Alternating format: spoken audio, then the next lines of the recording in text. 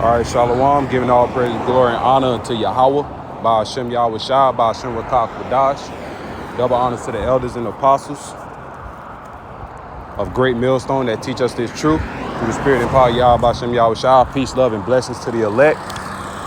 Scatter abroad around the four corners of the earth, mainly in Babylon the Great. Shalom, Shalom. It's a part 2 lesson. The man of sin being revealed. All right. The lawless man, which is Esau Edom. All right, the top heathen of the heathen nations, man. All right, so this is a part 2 video going into it. And I'm gonna go straight into the point due to time. 2 Thessalonians chapter 2, verse 4, who opposeth and exalteth himself above all that is called God, or that is worshipped, so that he as the Most High God sitteth in the temple of God, showing himself that he is, the Most High God Yahweh. And that's that God complex that Esau Edom has upon his spirit. All right. Via through his pride, his deception, his technology. All right. The blessing of the sword Yahweh B'Shem Yahweh Shah has blessed him with. He believed that, his wrath and wickedness may continue and can continue forever. And I want to read something in Psalms 49 and 11. Their inward thought is that their houses shall continue forever, and their dwelling places to all generations. They call their lands after their own names. All right, Africa was named after a so-called Caucasian white man, and as well as America. And you can do the research yourself. I forgot the names, and it's very hard to pronunciate, but I know it's Africanus and America Vespucci, if I'm not mistaken. All right, and I believe they go back to the Spaniards. All right, the Spanish, during the Spanish Empire, the Spanish rule, the conquistadors, and so on and so forth. Going back, verse 4, who opposeth and exalteth himself above all that is called God, or that is worshipped, so that he as God sitteth in the temple, showing himself that he is a God. Remember ye not that when I was yet with you, I told you these things, and now you know what withholdeth, that he might be revealed in his time. For the mystery of iniquity doth already work. Only he who now letteth will let until he be taken out of the way. Verse 8. And then shall the wicked be revealed, whom the Lord shall consume away with the spirit of his mouth. All right, Amos 3 and 7. 2 Chronicles 36, 15 on down to 16. All right, the Lord uses the servants, the prophets, as a spiritual mouthpiece in the physical form before great judgment happens upon an empire, a kingdom, or a nation. And shall destroy with the brightness of his coming. All right. When Yahweh shall come back to redeem his people, he's coming with great brightness, great glory. All right. That's how the Lord's coming back, in that angelic, God-like status. Then Esau Edom will find out that he is just a mortal man that the Lord is not dealing with. Verse 9, even him whose coming is after the working of Satan, with all power and signs and lying wonders. All right, and that's Esau Edom as well. All right, going back into those great miracles. All right, the pseudoscience, the technology that's going on in Babylon the Great, it puts Esau Edom up on a pedestal, because he already got somewhat still the veil across these other nations and peoples. But nonetheless, the Lord is pulling off that veil upon these nations. So it's a balance. Meanwhile, you still got people lost and asleep to Esau's Edom motives.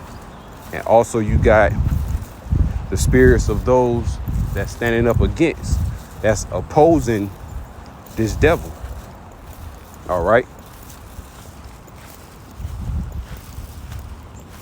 So there was another precept that I had in mind. Oh, Barakatah Yahweh Shem Yahweh Shai.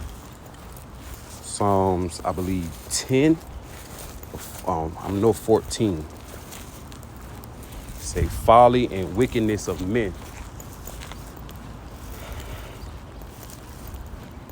All right. And also in Psalms 53, chapter 53, verses 1 through 6. And it reads Psalms 14 and 1. The fool have said in his heart, there is no God. They are corrupt. They have done abominable works. There is none that doeth good. All right. And that's Esau Edom's motive. At the end of the day, that's why majority, of the so-called Caucasian race, they don't believe in a higher power. They believe in carnal science, and things that's evident that they can see and so on and so forth. They don't have that spiritual discernment, in them. Ultimately, at the end of the day, and the Lord has not put that spirit upon them. And that ultimately separates the righteous from the wicked. All right. Meanwhile, even though you still got the other nations that believe in, various of false gods, but they still have it in their spirit that there has to be some type of God out there. But Esau Edom, they want to be the God. All right. They wants to rule over every nation and people. All right. I think it's another precept. I believe Isaiah 14.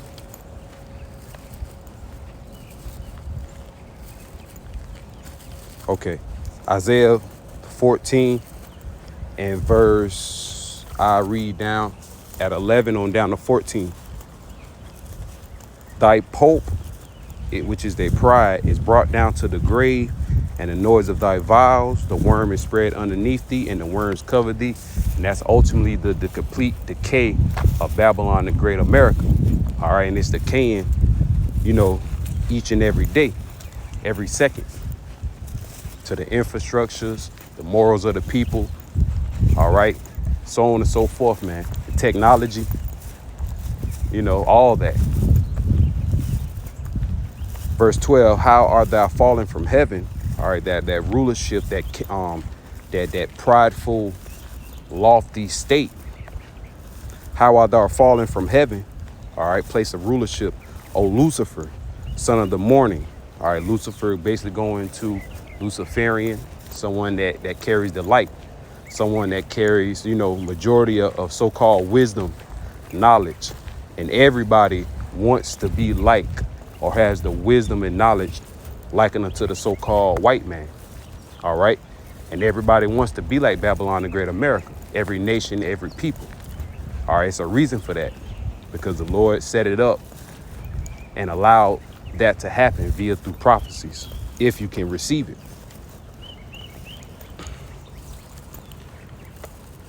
How art thou cut down to the ground, which did weaken the nations? And who has weakened the nations through their resources? All right. Trying to put strict laws and legislations on the people. Babylon the Great, Esau Edom. All right. Thus saith the scriptures, the Bible. That's what that's going into. They have weakened the nations. But sooner or later, the nations are going to say, I am strong now. And they're going to throw down Babylon the Great. Verse 13, for thou hast said in thine heart, goes into your mind, I will ascend into heaven.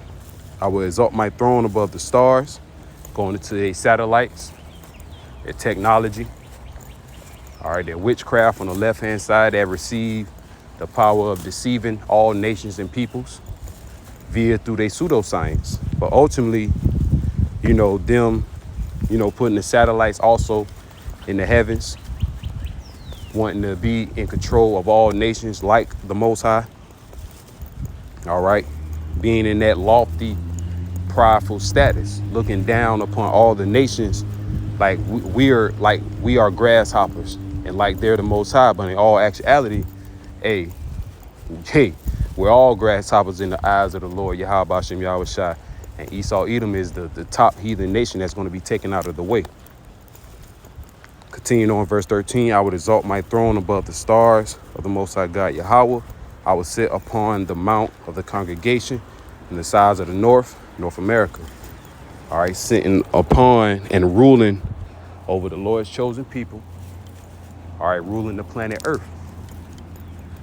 Verse 14, I will ascend above the heights of the clouds. I will be like the Most High. And that's the mind frame of Esau Edom. They want to be likened unto the Most High.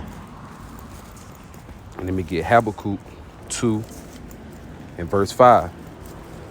Yea, also because he transgresseth by wine, he is a proud man, neither keepeth at home, who enlargeth his desire as hell, and is as death, and cannot be satisfied, but gather unto him all nations, and heapeth unto him all people. And the way Esau Edom has done that is via through the sword. All right. But now the Lord is flipping the script upon these nations to gear up, put on that mighty courage to fight against Babylon the Great. All right. And that's all through the Spirit, because at the end of the day, the Lord is going to destroy this place, man.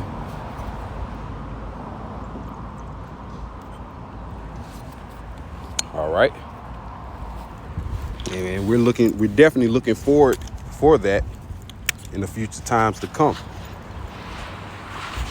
Okay, because for far too long, Salakia, I'm getting ready. But for far too long, these devils have been ruling with an iron fist. But now through the spirit and power of Yahweh Bashem Yahweh Shai and prophecies, we understand that this devil time is running out shortly. And the triumphing of the wicked is short. And the joy of a hypocrite, but for a moment. And we understand that Esau Edom will be back paid for the atrocities that he done, not only to all the nations on the planet Earth, but mainly to the nation of Israel. All right. And that's how he got in the earth, through violence, through bloodshed. Let me get Micah 2 and 1. I'm going to close out. Like I said, hey, I guess it's going to be a part 3 video, Lord will, man. All right. So like, oh, my foot. This is Micah chapter 2, verse 1. Woe to them that devise iniquity and work evil upon their beds. When the morning is light, they practice it because it is in the power of their hand. Esau Edom is in current rulership. All right, for Esau is the end of the world and Jacob is the beginning of it that followeth. So we understand these things through the spirit and power of Yahweh Bashem Yahweh Shai. We don't have much longer in this captivity.